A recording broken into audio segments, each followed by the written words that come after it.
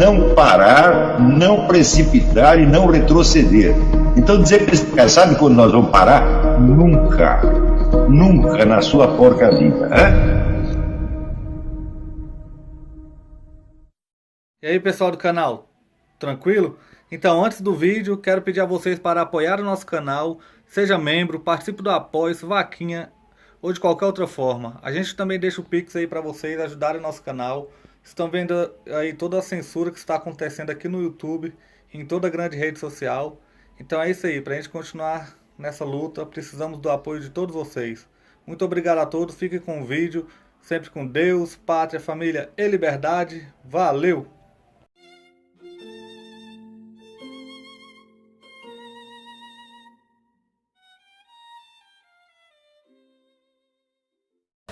Você aí vai graduar a atenção que você vai conceder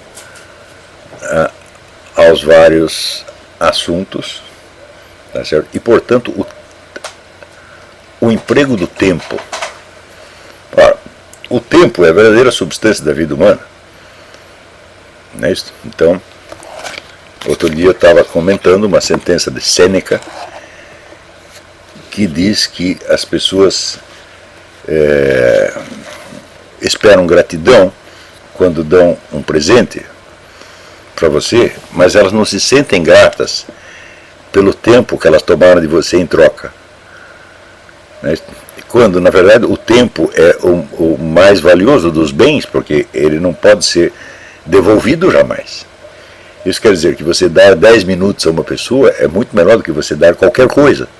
Porque você está, por assim dizer, dando o seu próprio sangue, de algum modo. Agora, é evidente, os outros tomam o nosso tempo, todo mundo toma o nosso tempo, mas e quanto tempo de você mesmo você toma, tá certo? Tentando alcançar o inalcançável ou evitar o inevitável, sem ter em conta a distinção entre liberdade e natureza. Note que durante as aulas sobre o Louis Lavelle, tá certo? Nós insistimos muito nesse ponto, quer dizer, o homem, ele desfruta, o ser humano, ele desfruta de uma parcela da liberdade divina. Quer dizer, Deus tem a liberdade total, ele faz o que ele bem entender, do jeito que ele bem entender. Ele é criador, quer dizer, não existe um quadro de realidade externo que o limite de alguma maneira, ele mesmo cria esse quadro. E nós nascemos dentro de um quadro pré-determinado, mas que não está completo. Há um pedacinho que nós podemos completar, e esse pedaço nós criamos com total liberdade, nós fazemos do jeito que nós quisermos. Tá certo? Porém, é só uma parte. Vamos dizer, e da nossa própria Constituição faz parte um elemento, vamos dizer, de natureza, um elemento que já está dado e que nós não podemos mudar. Nós não mudamos a nossa estatura, nós não mudamos, vamos dizer, a nossa ancestralidade, tem uma série de coisas em nós que nós não mudamos. Às vezes até para você vencer certos vícios ou defeitos, você pode levar muito tempo e às vezes não consegue vencê-lo, porque tem uma parte que é escrava mesmo, tá certo? Então, mas tem uma parte que é livre, e essa parte é o que decide o que você vai ser. Esta parte que vai criar, vamos dizer, a sua essência biográfica, a sua esseitas, a sua essência individual. Então, a esseitas não é dada de início, tá certo? Pronta. Ela está pronta aos olhos de Deus. Deus sabe o que você vai ser, mas Ele não impõe isso aí para você, né? Então, é nesse sentido que diz o Lavelle que a existência precede a essência. Não com relação à espécie, que tem uma essência dada, mas com relação, vamos dizer, à história individual. A sua história tem um sentido. Esse sentido é a essência. Então, ali, esse sentido, evidentemente, só pode estar pronto no último momento da sua vida. É o tel quand lui-même enfant, l'éternité l'échange. Então,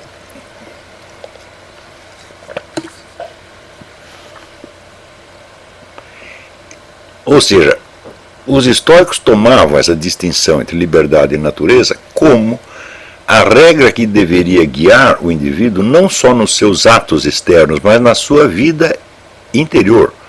Ou seja, naquilo que ele pensa, quer dizer, o controle daquilo que você pensa. Quanto de tempo você vai dar para cada tema? Por exemplo, uma coisa que eu sempre digo aqui na minha casa e também para os alunos, quanto tempo você passa pensando nos defeitos dos outros? sobre os quais você não tem nenhum poder. Então, se você não pode mudar o sujeito, o que adianta você ficar pensando nos defeitos dele? É para você não prestar atenção nisso nem por um único segundo. Então isso aqui seria básico. No entanto, nós sabemos que na cultura brasileira, você falar sobre os defeitos dos outros é quase uma obrigação social. Não é? Então, desde cara, então você tem um impedimento cultural ao exercício de uma condição psicológica básica para o treinamento filosófico, que é, vamos dizer, a gradação do tempo e da quantidade de atenção concedida a cada tema. Mas, se vocês praticarem isto durante algumas semanas, vocês vão ver a diferença que faz. É um negócio realmente brutal. Quer dizer, você tem reservas de inteligência que ficam bloqueadas em troca de você ficar falando de coisas que você não pode, nas quais você não tem o mais mínimo poder de interferência. É claro que a distinção que o estoico colocava entre liberdade e a natureza é uma distinção absoluta e taxativa. Mas existe uma dimensão da realidade onde essa distinção ela é relativa e nebulosa, que é a dimensão política. Nós não podemos esquecer que toda esta filosofia estoica se desenvolve numa época em que tinha acabado a democracia grega e que não havia praticamente participação política. Então, por exemplo, se você tivesse nascido na União Soviética, tá certo? Então, não há nada na sociedade que você possa mudar. Quer dizer, tudo o que acontece na sociedade vem de cima e te é imposto assim como uma pedra que cai sobre você. Não há nada a fazer.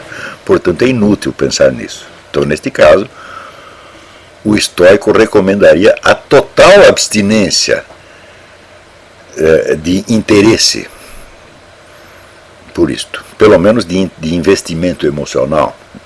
Isto é. Ou seja, você reconhece que está tudo uma porcaria mesmo, que você não pode mudar, então você vai pensar em outra coisa. Porém, onde há alguma possibilidade de ação política, então o limite entre o que nós podemos e o que não podemos é às vezes difícil de você perceber. Às vezes você pode interferir mais na sociedade do que você imaginava, né? E às vezes os melhores esforços que você faz esbarram contra um muro de impossibilidade. De modo que essa distinção, hoje em dia, nas sociedades democráticas ou semidemocráticas, ela não é tão fácil de você fazer. Ou seja, aquilo que o estoico tomava como uma distinção absoluta, eu digo, bom, na dimensão política, convém ainda você levar em conta esta distinção para você não ficar sonhando com ações impossíveis e também para você não se omitir de realizar as ações que são realmente possíveis e que podem ser às vezes de escala pequena. Mais ainda, né, isto dá para você, vamos dizer, um critério de distinção entre o investimento e o lucro, né, custo-benefício, por assim dizer. E isto vai orientar cada uma das suas ações no sentido de você obter um lucro máximo com o investimento mínimo. Isso se torna, de certo modo, uma obrigação moral. Quer dizer, eu não vou perder tempo insistindo, tá certo, em lutas que não vão dar nada, mas sempre há algo que eu posso realmente fazer. É isto.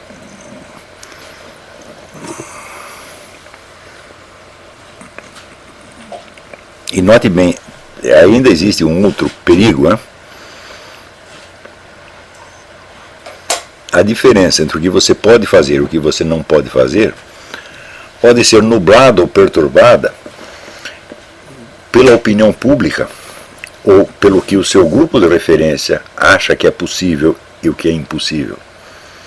Essa distinção que tem que ser feita apenas, exclusivamente por você mesmo, com um exame das suas possibilidades reais. Então,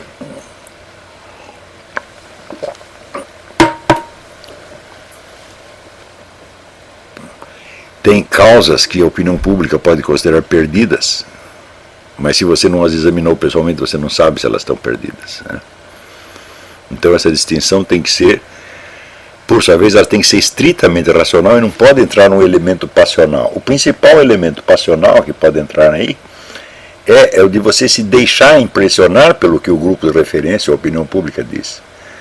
E você criar um medo, por exemplo, o medo do ridículo, o medo de passar por um Dom Quixote, etc, etc. Não pode se deixar levar por isso. Quer dizer, o exame tem que ser estritamente objetivo, né?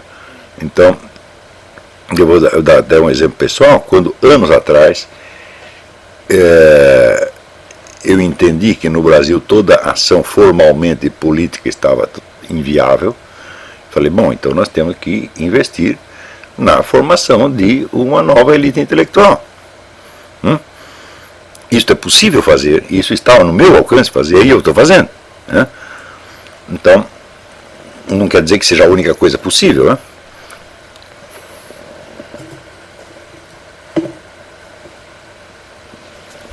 Muito bem, então, pela filosofia passamos de uma visão humana da realidade, em que os valores dependem das paixões, a uma visão natural das coisas, que recoloca cada acontecimento na perspectiva da natureza universal. Essa mudança de visão é difícil. Os exercícios espirituais operam pouco a pouco a transformação interior. Então, muito bem, está embutido neste preceito aqui uma tese de ordem teórica sobre a natureza da realidade. Ou seja, os estoicos acreditam que a razão impera sobre a totalidade da existência. A razão está embutida na natureza das coisas e nós podemos ter acesso a essa razão, não ao ponto de dominá-la teoricamente, mas ao ponto de personificá-la na percepção que nós temos das coisas. Ou seja, tentar perceber as coisas de uma maneira que não reflita apenas, vamos dizer, a minha estrutura psíquica, emocional, pessoal, mas que reflita a verdadeira natureza universal das coisas. Então, é claro que esse é um outro preceito disciplinar, tá certo? Mas você pode perguntar, muito bem, essa é a razão não imperar, se o mundo for, né, governado pela total irracionalidade ou pelo acaso. Muito bem, então daí a ética estoica não vai funcionar, né? Mas a prática nos diz que ela funciona. Graças a Filon de Alexandria, possuímos duas listas de exercícios que nos dão o panorama de uma terapêutica filosófica de inspiração estoico-platônica.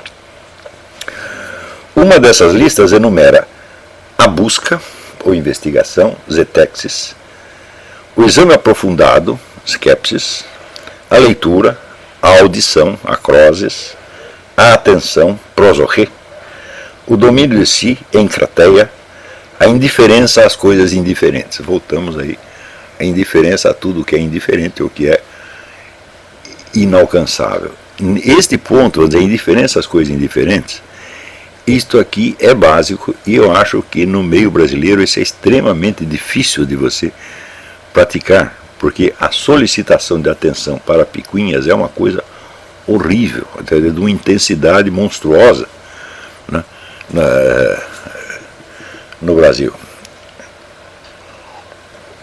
E se você concede atenção a essas coisas, o problema não é só que você está gastando seu tempo, gastando sua atenção à toa. Não, você está deformando a sua visão da realidade. Você está se colocando do ponto de vista de uma subjetividade doente que gasta todas as suas energias em algo que ela não pode mudar. Portanto, isso aí é parasitagem. Isso aí é o que fala a Bíblia, o demônio devorador. Quer dizer, tudo o que você cria, ou tudo o que você tem, está continuamente sendo devorado e destruído, quando você poderia simplesmente tomar de volta e dizer, não, eu não vou investir mais um segundo de atenção nessa coisa, eu vou usar para aquilo que eu realmente posso fazer, né?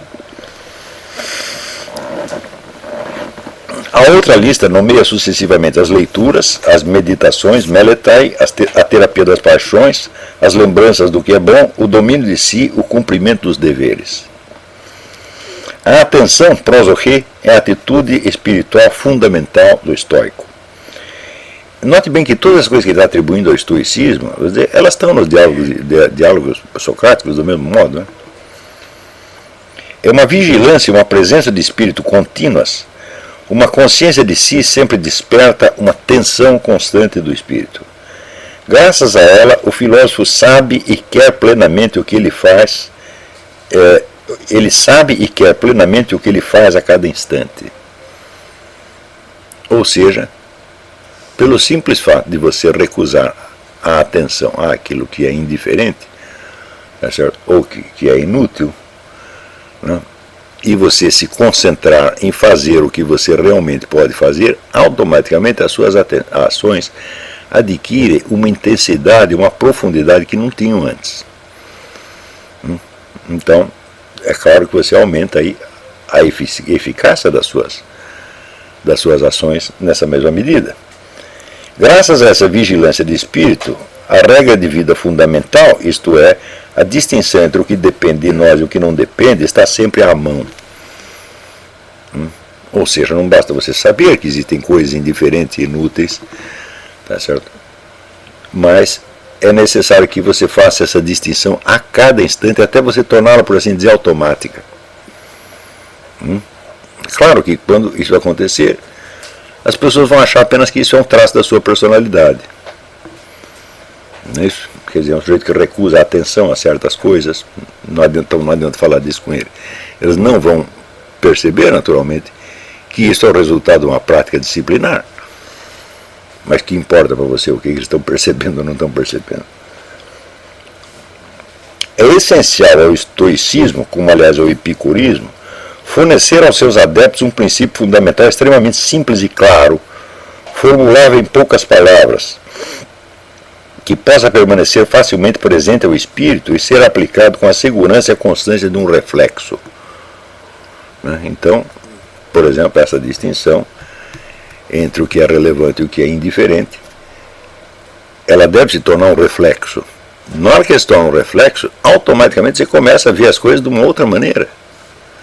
E de uma maneira muito mais eficiente. Ou seja,